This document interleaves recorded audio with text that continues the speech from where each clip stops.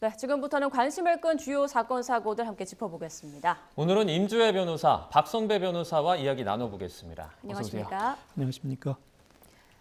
자, 먼저 검찰의 대장동 사건 항소 포기에 따라서 이들 일당이 동결됐던 재산을 풀어달라고 요구하고 있습니다. 이런 가운데 피의자 중 한 명인 남욱 변호사가 강남의 고가 건물과 또 500억 원 땅을 잇따라 팔겠다며 매물로 내놨는데요. 화면으로 함께 보시죠.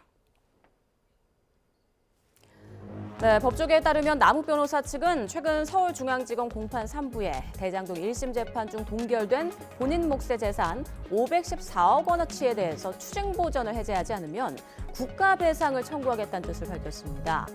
해제 요구 대상에는 120억 원 상당의 서울 청담동에 위치한 5층 건물 등이 포함된 것으로 알려졌는데요. 앞서 검찰이 1심에서 남 변호사에 대한 추징금 1,011억 원을 구형했지만 재판부가 추징금 0원을 선고했고 이후 검찰이 항소를 포기하자 남 변호사 측이 재산 동결을 해제해달라고 의견서를 제출한 겁니다. 또 남 변호사 측은 서울 지하철 2호선 역삼역에서 도보 10분 거리에 있는 주차장 부지 땅을 500억 원에 내놓은 것으로 알려졌는데요. 이 부지는 4년 전인 2021년 300억 원대에 매입한 것으로 전해졌습니다. 그러니까 거래가 성사된다면 남 변호사는 200억 원에 달하는 시세 차익을 거두게 되는 셈이죠. 이를 두고 대장동 범죄 수익금을 처분하는 거 아니냐 이런 우려의 목소리가 나오고 있는데요. 또 앞으로 다른 대장동 민간업자들도 재산 동결 해제 요청에 나설 것이란 전망까지 나오고 있습니다.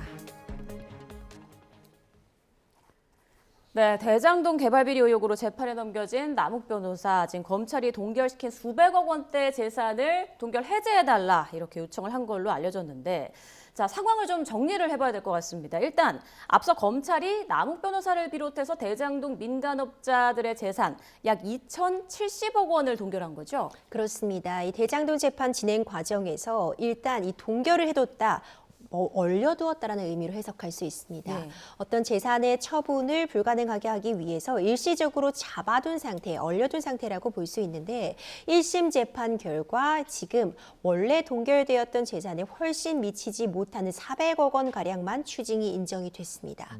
그리고 항소 포기까지 있었기 때문에 그 이후에 특히 남욱 변호사 같은 경우에는 본인이 지금 동결되었던 이 재산에 대해서 해제해달라는 요청을 하고 있는 겁니다. 항소 포기를 한 상황이기 때문에 사실상 앞으로 추징이 불가능할 것이라는 그런 판단, 그에 더해져서 과도하게 이걸 미리 잡아두고 처분을 불가능하게 하는 것은 온당치 못하다라는 판단에서 이런 주장을 하고 있는 상황입니다.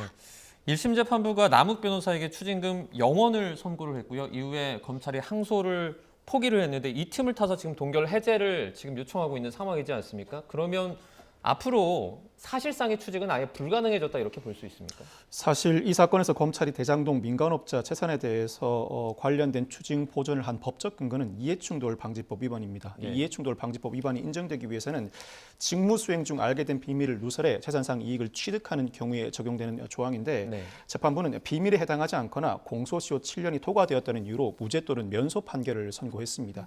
이에 대해 검찰이 항소하지 않음으로 인해 더 이상 이해충돌방지법 위반을 이유로 한 추징 보전은 유지하기가 어렵게 되었습니다. 그러면서도 재판부는 김만배 씨에게 징역형을 선고하면서 직권으로 428억 원 추징을 선고했는데 이때는 이해충돌방지법 위반이 아니라 부패재산 몰수법에 따라서 추징을 선고했습니다. 즉 배임죄가 인정되는 이상 부패재산 몰수법에 따라서 몰수 추징을 할 수 있고 무엇보다 범죄 피해자가 직접 나서서 피해 회복이 심히 곤란하다고 인정되는 경우이므로 재판부가 나서서 직권으로 몰수 추징을 선고한다는 취지의 판시도 이어나갔습니다.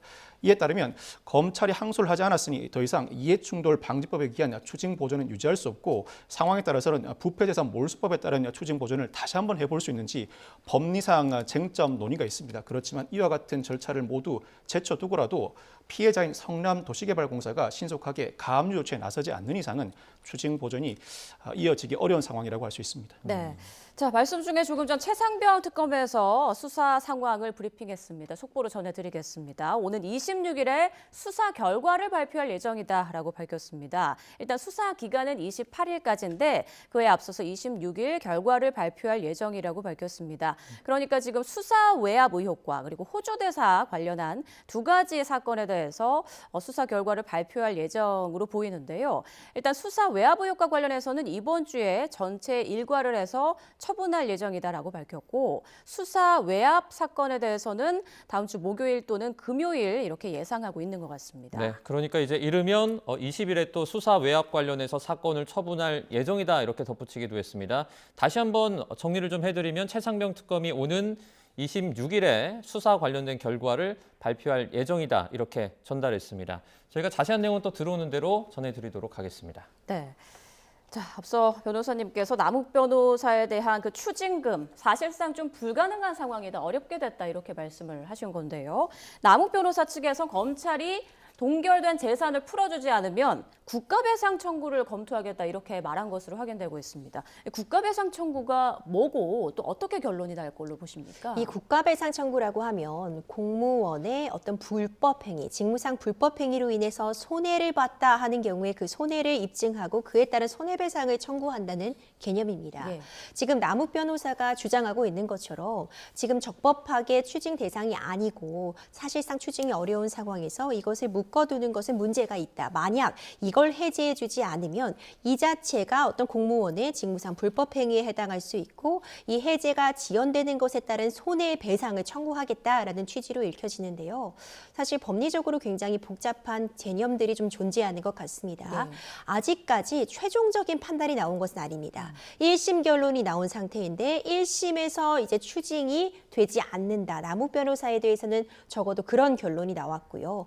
하지만 검찰은 항소를 포기했지만 남욱 변호사 측에서는 또 항소가 진행되는 이런 일련의 과정을 좀 보자면은 현 시점에서 이것을 이 동결을 해제하지 않는 것이 과연 직무상 불법 행위라고 볼 수 있을 것인가 이런 부분이 좀 의문이 남는 측면이 있어서 만약 이후에 뭐 법원에서도 해제해야 된다는 판단이 있었음에도 검찰이나 이런 쪽에서 이것을 해제를 하지 않고 시간이 지속되고 그에 따른 금전적인 손해까지가 있다면 그때 좀 검토를 해볼 수 있는 쟁점이 아닌가 현 시점에서 좀 판단을 내리긴 좀 어렵다고 저는 보고 있습니다. 네. 자, 그리고 앞서 앵커 리포트에서도 한번 전해드렸는데 일부 언론에 따르면 남욱 변호사가 본인 소유의 또 다른 부지 500억 원에 내놨다라고 합니다. 그게 이제 과거 4년 전에 300억대 매입해서 어쨌든 200억 정도의 시세 차익을 얻을 수 있을 것으로 예상이 되는데 만약에 여기 뭐 범죄 수익금이 들어갔을 수도 있는 거잖아요. 그 예상을 하자면 이런 것들을 어떻게 사전에 예방할 수는 없습니까? 이게? 정확히는 남욱 변호사 개인의 소유가 아니라 남욱 변호사가 실소유한 것으로 알려지는 법인의 명의의 역삼동 부지를 내놓았다는 소식인데 네. 이 법인이 지난 2021년에 역삼동 부지를 300억 원대에 매입했다 최근에 500억 원대에 내놓은 것으로 알려지고 있습니다. 그대로 매수자가 나타난다면 200억 원 정도의 시세 차익을 볼 수 있을 상황인데 네. 다만 현재는 구로세무서 압류 조치가 이루어진 상황이라고 합니다. 세무서의 압류 조치가 이루어진다고 하더라도 매수자가 감수하고 매수한 이후에 관련된 압류를 해제할 수 있는 이상 매매에는 별다른 문제가 없을 것으로 보입니다. 다만 이와 관련된 조치는 수사기관이 나서서 일정한 조치를 취하기는 상당히 어렵습니다. 검찰이 나서서 몰수, 추징, 보존을 하기 위해서는 범죄 행위로 취득한 재산이거나 범죄 행위로 취득한 재산이 관련된 재산이 흘러갔다는 정황이 밝혀져야 하는데 무엇보다도 남욱 변호사 개인이 소유한 재산이 아니다 보니 이와 같은 입증은 사실상 불가능해 보입니다. 네. 그렇다면 결국 이 남욱 변호사가 법인에 보유하고 있는 각종 채권 등 권리에 대해서 관련된 조치를 진행해야 하는데 이와 같은 조치는 수사기관이 진행할 수 없습니다. 무엇보다 피해자가 민사소송 제기를 전제로 가압류를 통해서 남욱 변호사 재산 일반에 대한 관련 조치를 진행해야 합니다. 예. 더 이상은 성남도시개발공사가 형사재판 판결 결과를 보고 조치를 취하겠다는 입장에서 벗어나서 관련된 추징 보전 나아가서 남 변호사 등 일체가 관련된 기관이나 법인에 보유하고 있는 각종 재산에 대한 일반 재산 강제 집행 절차에 신속하게 나서야 할 시점입니다. 네. 자, 그리고 남욱 변호사뿐만 아니라 지금 나머지 대장동 민간업자들도 재산 동결을 해제해달라 이렇게 요청할 수 있는 상황인 거잖아요. 충분히 가능해 보입니다. 일단 재산 동결을 해제해달라는 요청은 충분히 가능해 보이고요. 그렇기 때문에 어떤 결론을 내릴 것인지 조금 관심이 집중되고 있습니다. 앞서 살펴본 것처럼 지금 일단 현 상황에서 검찰은 항소 포기를 했기 때문에 추징액의 상한이 1심 판단의 결과 정도로 이미 정해졌다는 평가가 가능하고 지금 이야기가 나오고 있는 것처럼 성남도시개발공사가 이 형사처벌과는 별개로 민사소송을 제기해서 이 액수에 대해서 민사소송을 구하는 건 여전히 가능합니다. 그런데 이 재산을 처분해버린다면 민사소송을 해서 만약 승소를 하더라도 집행이 어려울 수 있기 때문에 가압류 등을 걸어두는 조치가 좀 신속하게 이루어질 필요성이 있다. 이 부분이 좀 새롭게 논점으로 떠오르고 있는 것 같고요. 일명 이 대장동 5인방에 대한 이 추징금으로 인정된 액수가 당초에 검찰이 추징하려고 했던 액수에 훨씬 미치지 못하고 그렇기 때문에 지금 동결되어 있는 재산에도 1심 판결에서의 이 추징 액수보다 동결된 재산이 훨씬 더 크니만큼 다른 이제 사람들도 피고인들도 이 해제를 요청할 가능성이 충분히 있는 상황으로 보여집니다. 네, 이 대장동 사건이 다시 한 번 더 뜨거워지고 있는 것 같은데요. 저희가 주제를 조금 바꿔보겠습니다. 자, 정부가 이번 대장동 사건 항소 포기에 반발하면서 집단 성명을 낸 검사장들을 평검사 전보하는 방안을 검토하고 있는 것으로 알려집니다. 오늘 오전 정성호 법무부 장관과 구자연 신임 검찰총장 권한대행의 출근길 모습을 먼저 보고 이야기 이어나가겠습니다. 지금 검사장분들 징계구 조치 검토하고 계신 게 있으신가요? 뭐 지금 특별히 드릴 말씀은 없고요. 네. 지금 가장 중요한 거는 빨리 국민들을 위해서 우리 법무나 검찰이 안정되는 게 가장 중요한데 어떤 것이 좋은 방법인지 고민을 많이 하고 있습니다. 집단 성명 낸 검사장들 판검사로의 정보 추진 어떻게 보시나요? 이 사건 법무부에 있어도 검찰별 협조로 되어 있는데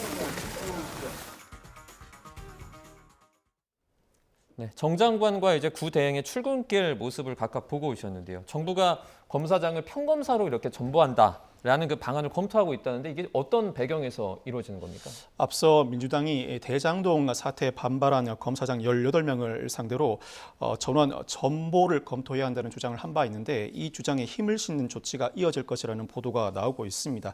집단 행동에 나선 검사장 18명 전원에 대해서 인사조치를 검토한다는 소식이 이어지고 있고 나아가서 국가공무원법상 집단행위 금지 조항에 따라 형사처벌이나 감찰 징계도 고려한다는 소식도 이어지고 있습니다.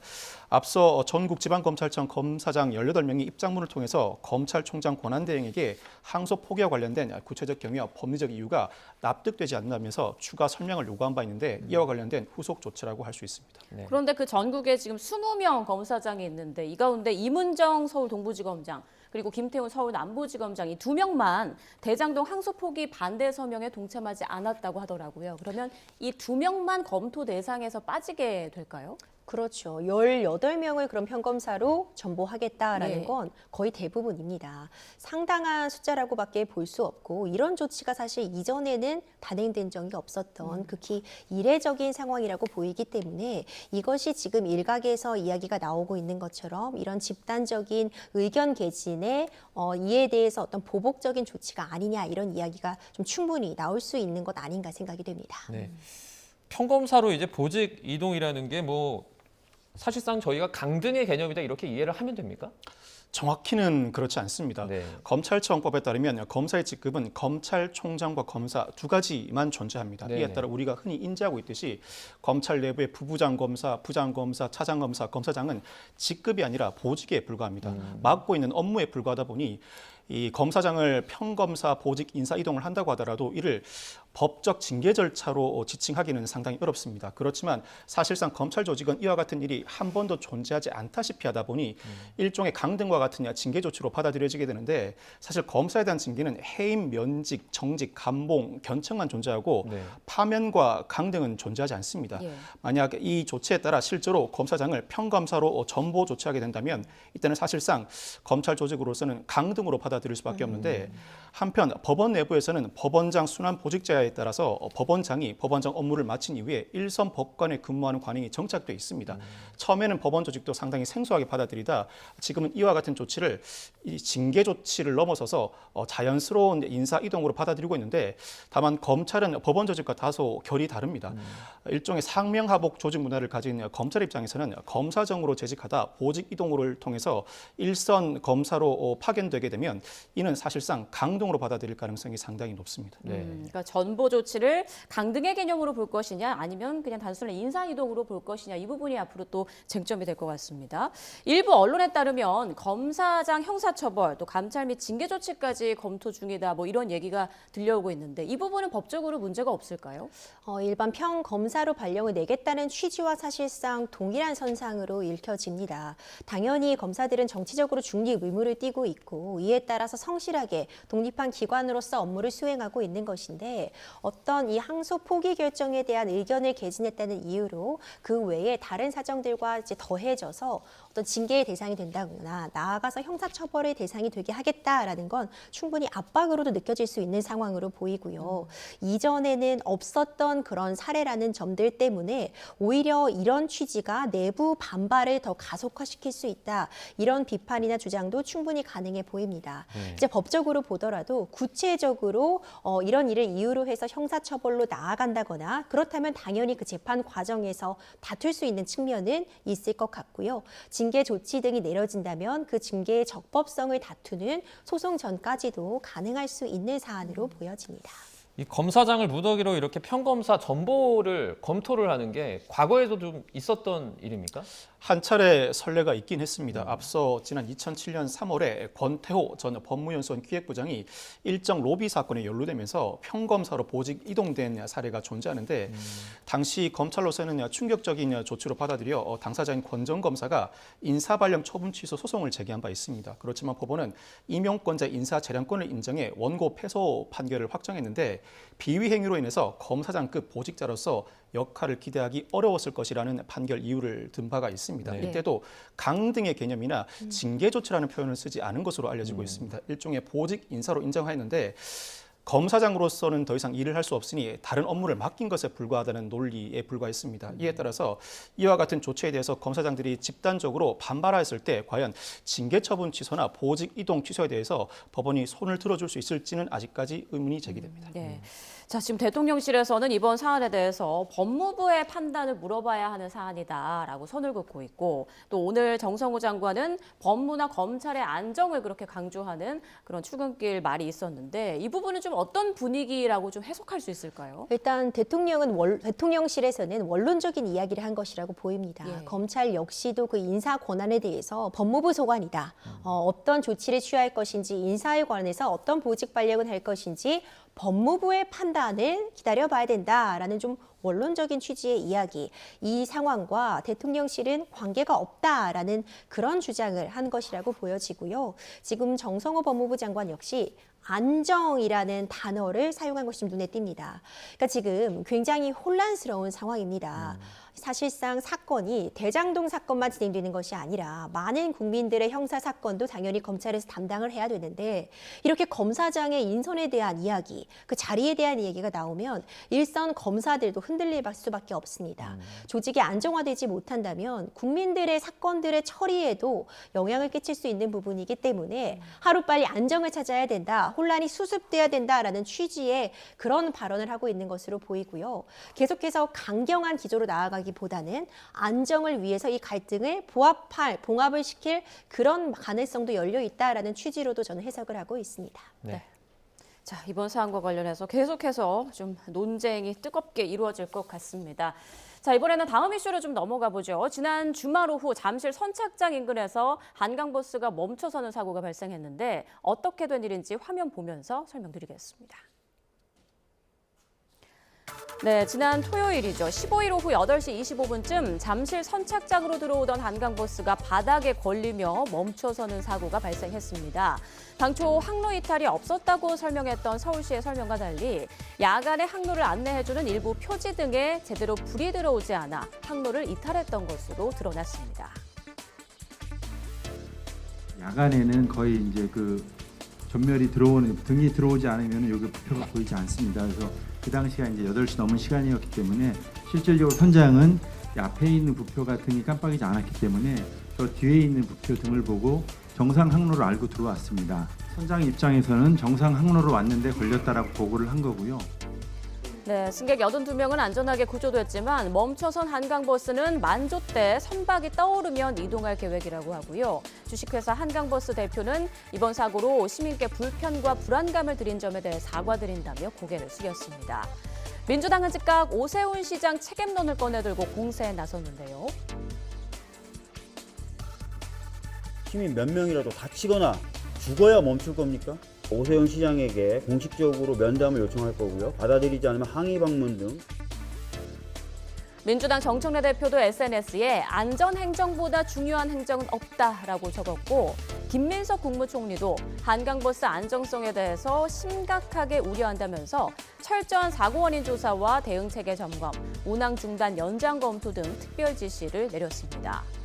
결국 오세훈 서울시장도 SNS를 통해 공식 사과했습니다. 큰 불편을 겪었을 승객과 시민 여러분께 송구하다며 시행착오를 개선해 철저하게 관리하겠다고 밝혔습니다. 자, 승객 82명이 사고 1시간 만에 구조됐다고 하는데 정말 많이 놀랐을 것 같습니다. 근데 그전에도 한강버스 잡음이 계속 있었다가 운항 재개한 지 2주 만에 또 이런 사고가 난 거잖아요. 먼저 이번 사고 다시 한번 좀 정리해 주시죠. 지난 10월 오후 8시 25분경에 한강버스가 잠실 선착장 인근 100m 부근에서 바닥에 걸려 멈추는 사고가 발생했습니다. 당시 승객 82명이 탑승하고 있었는데 사고 1시간 만에야 구조가 이루어져 다행히 인명피해는 발생하지 않았다고 합니다. 앞서 9월 18일부터 열흘간 한강버스가 처음으로 개장하였다 각종 사건, 사고로 운행을 중단한 바 있습니다. 네. 이후에 시범 운행을 반복해오다 이번 달 들어 다시 운항을 재개했는데 공교롭게도 2주 만에 또다시 사건, 사고가 발생하게 되었습니다.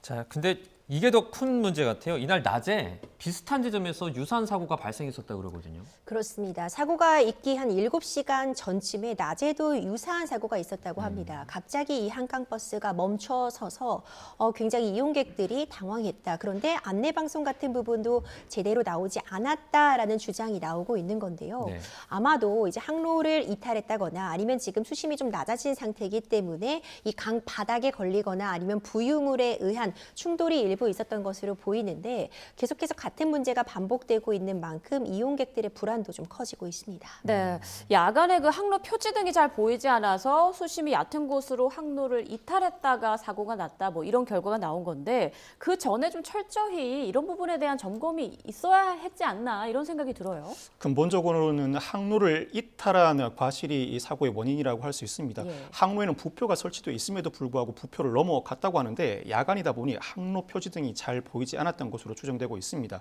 이 사고가 발생한 잠실 선착장 인근 구역은 저수심인데다 가스관 보호공 등이 설치되어 있어서 주의가 필요한 구간입니다. 예. 한강이 대체로 해외 다른 나라 강보다 수심이 얕고 각종 비상 장비물들이 설치되어 있는 이상 이와 같은 문제 제기가 어제 오늘 일은 아닌데 나름대로 서울시가 대처해 운항을 재개했다고 하지만 다시 한번 이런 사고가 발생하게 되었습니다. 네, 서울시가 이제 당분간 한강버스를 일부 구간만 부분 운영하면서 뭐 저수심 구간의 뭐 토사 부분을 좀 확인을 하고 이물질 제거하는 이런 어떻게 보면 좀 뒤늦은 조치를 하고 있다 이렇게 밝혔죠. 그렇죠. 여의도와 마곡 일대 등 부분적으로만 운행을 하겠다고 밝히고 있는데요. 이제 저수심 구간이 어디인지 그 지점을 다 파악하는 데는 어려움이 있을 것이고요. 네네. 지금 정해진 항로가 있는데 이 강이라는 특성상 이 정해진 항로를 이탈했을 때의 안전성 확보 부분은 다시 한번 반드시 좀 짚고 넘어가야 되는 부분이라는 지적이 충분히 가능해 보입니다. 네, 자, 이번 사고가 처음이 아닌 만큼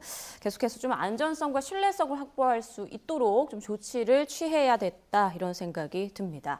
자, 다음은 가수 김호중 씨 얘기로 좀 넘어가 보겠습니다.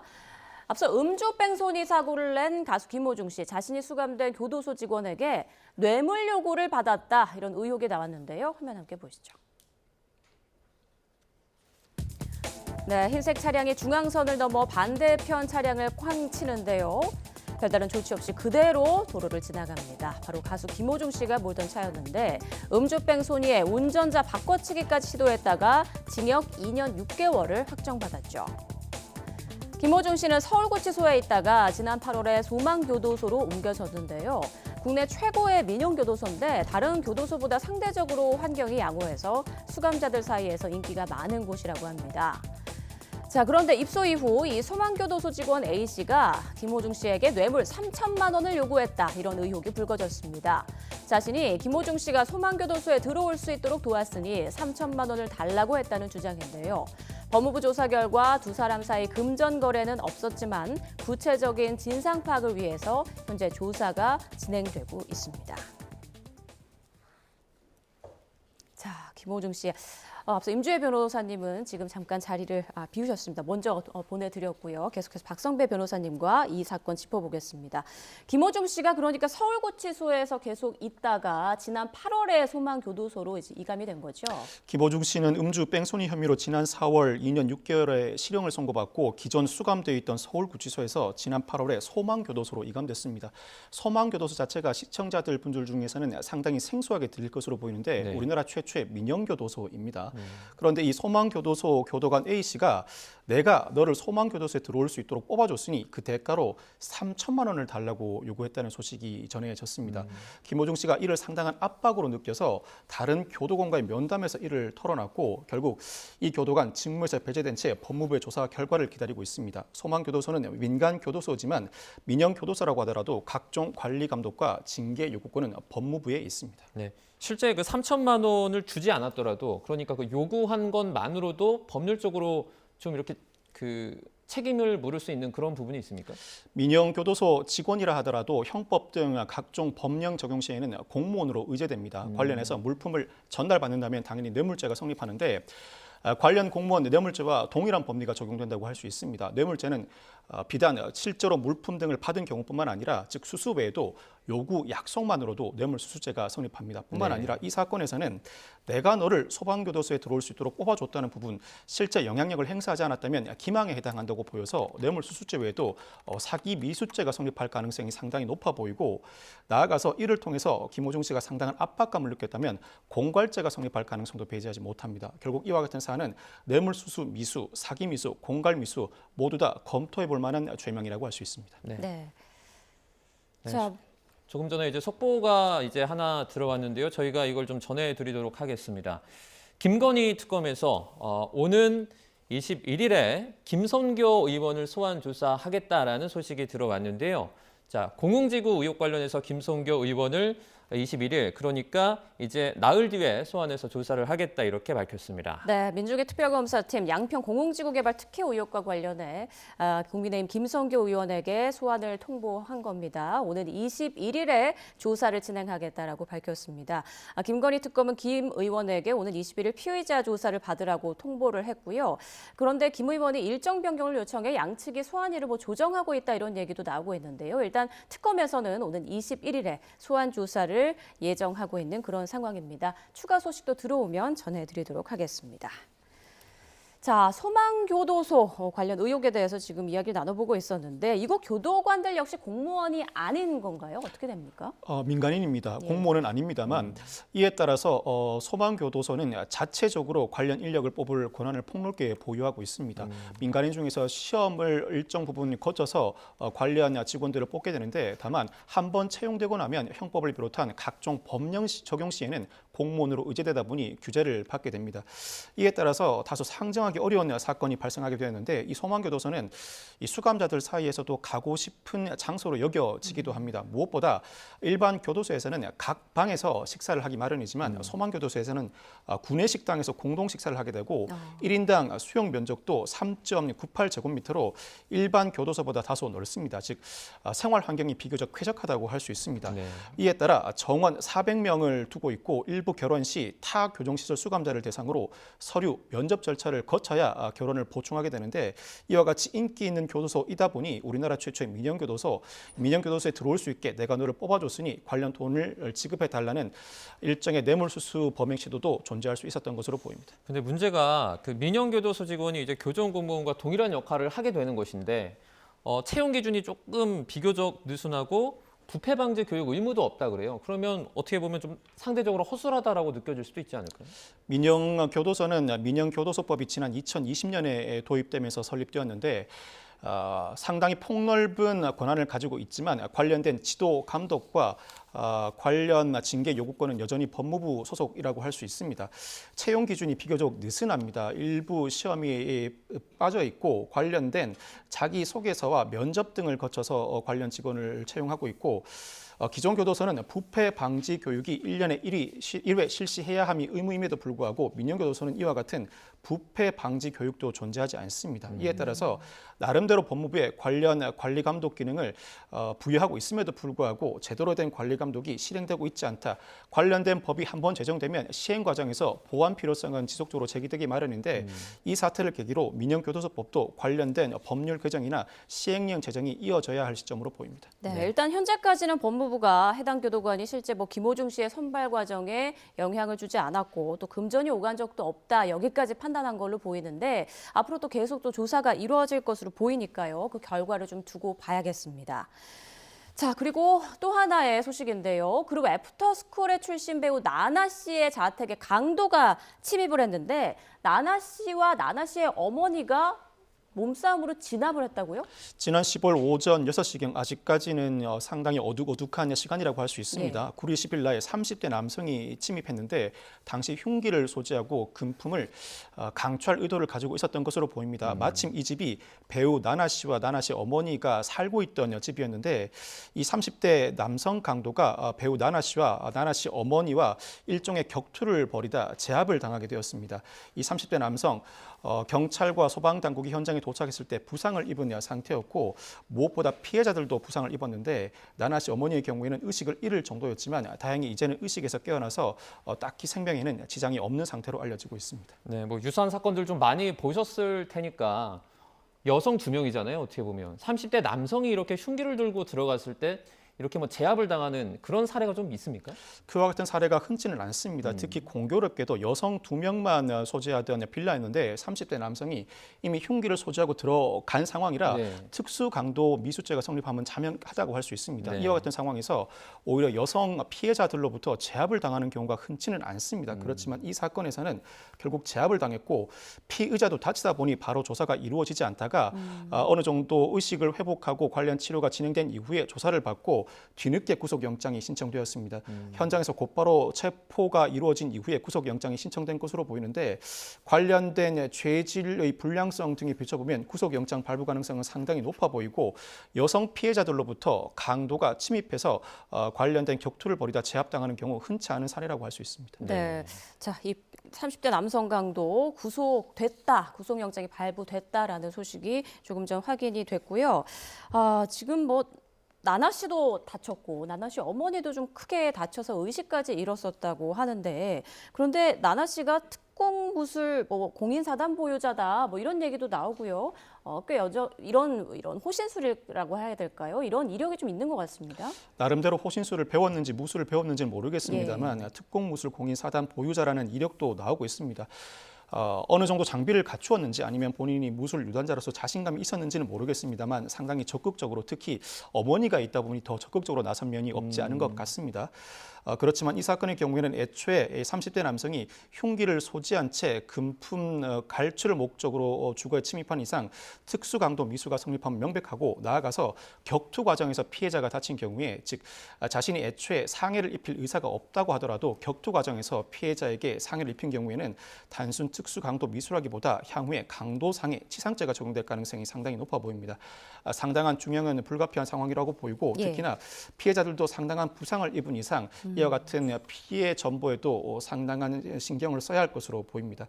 피해자들이 부상을 입고 피해를 회복하고 있는 상황인데 앞으로 이와 같은 일이 벌어졌을 때 또다시 이와 같이 피해자가 적극적으로 나서야 하는가 권고해 드리지는 않습니다. 공교롭게도 이와 같은 사안에서는 강도가 부상을 입고 말았는데 이와 같은 일이 벌어진다면 어느 정도 그 요구를 응해주고 곧바로 경찰에 신고함으로써 조기에 검거하는 것이 최선이라고 할 수 있습니다. 알겠습니다. 지금까지 박성배 변호사와 주요 사건 사고를 짚어봤습니다. 고맙습니다. 감사합니다. 그렇습니다.